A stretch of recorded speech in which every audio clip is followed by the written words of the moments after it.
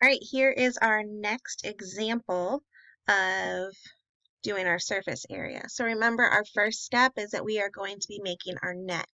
So now these are the parts where you really can't make fun of me for my artistic ability here because there's slim to none. So I'm going to start with drawing my base. My base is right here. It is this square right here. So I'm going to start by drawing my base. All right, and I know that my measurements are going to be 7 millimeters by 7 millimeters. So here's a 7, and here's a 7 right over here to the side of it as well. All right, and then I'm going to kind of open it up just like we did with the paper one before, and I'm going to draw my triangles on each side, okay? So I'll have one triangle here, one triangle here, one here,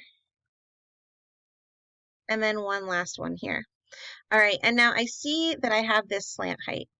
All right, and this gives me a great big clue. I'm glad they already gave it to me. But it says right here that this slant height is 5 millimeters. Now, what that means for us is that means that the height of each one of these triangles is 5.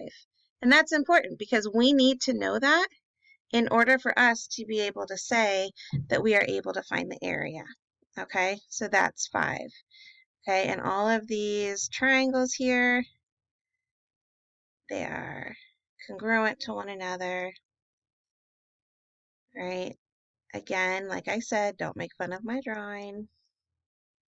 I can color like a mad person. Drawing's not my thing. All right, here we go. So now we're going to just go ahead and take this and we're going to find the area of each one of these individual shapes. So let's start right here and we're going to start with our base. And in order to find the area of this base, it's a rectangle. It's actually a square. It's base times length. So we're going to do it 7 times 7, which is 49. All right, and then we can also use our calculator too if we want to double check it over here.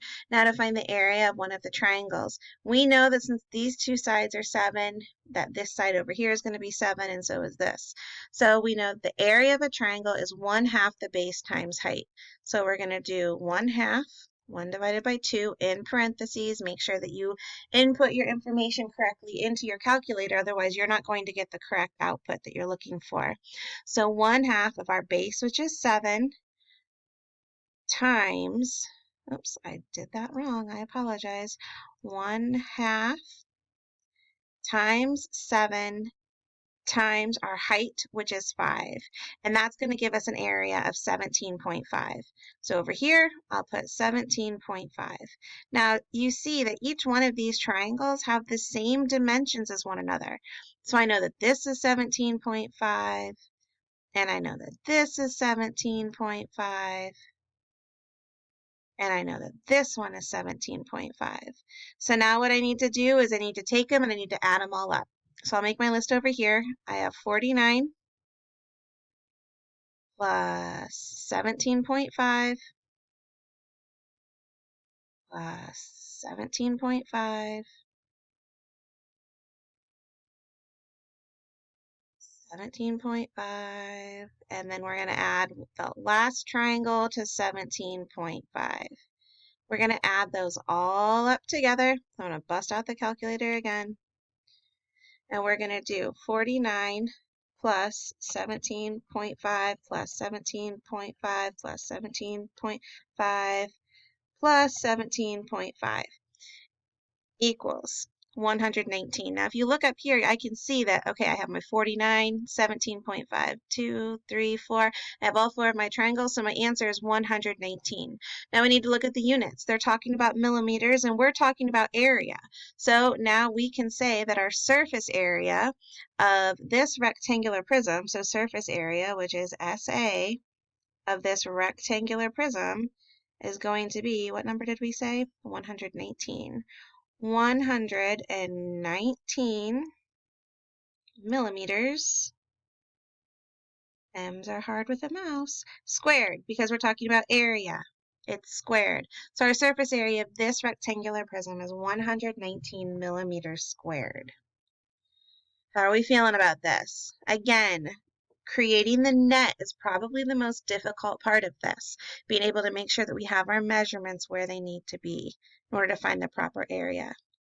Here is our last example, all right, and this is a triangular prism. We know that because both of the bases right here are triangles, okay?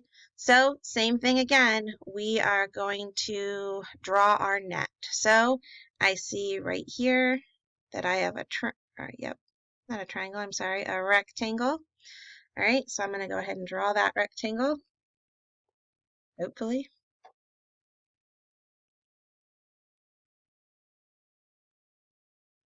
All right, and I know that the bottom is 3 and the length is 6. All right, so I have this one. Now I'm going to draw this front one. And it has the same dimensions. I can tell that because of this 3 right here and this 6 right here. So I know that I'm 3 and 6 again. And finally, I'm going to draw this last one over here, which again, I see that the base of it is 3 and the height is still 6. So I'm just going to draw another one. All right, and now I need to add both of my triangles to it. So I'm just going to pick this one right here in the middle, and that's where we're going to plop them down. And I do know that my base is 3 because it was the same as the rectangle that it's attached to. And right here, they were kind enough to tell us that right here, our height of each triangle is 2.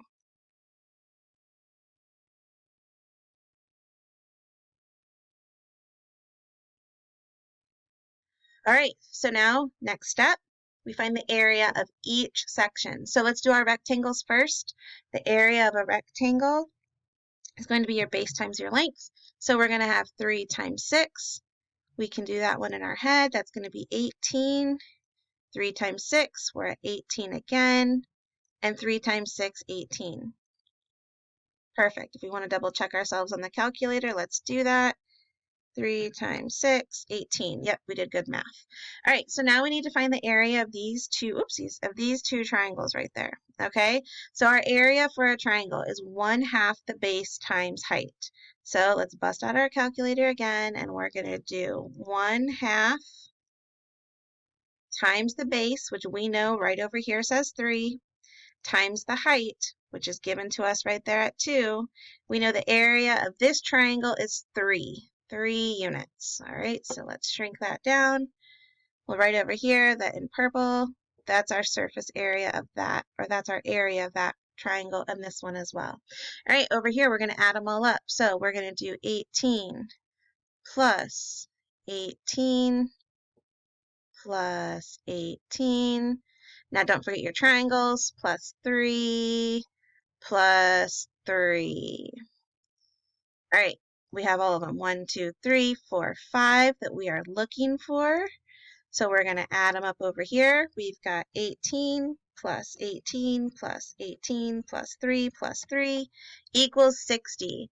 So we know that our answer for our surface area is 60. 60 what?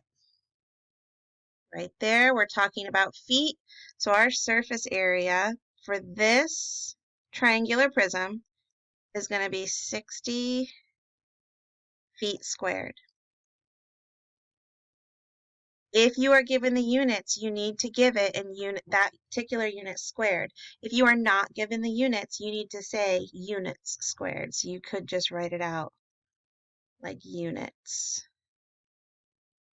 squared, or you could put square units. Either way, you need to make sure that we are labeling these as we need to, just to make sure that we're talking about the proper information. All right, so there's our 3 examples. If you need more help, please reach out to one of your math teachers and we will be more than happy to help you and walk through some of these.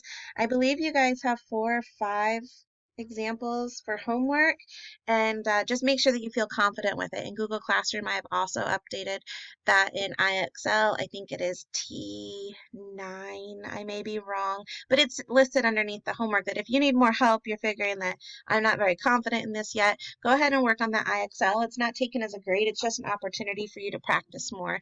If you would like some more practice problems as well and you want to go through them together, like I said, reach out and I'll be more than happy to do that. You guys have a great rest of your day and have fun drawing your nets with surface area. I'm sure you'll do a better job than I do.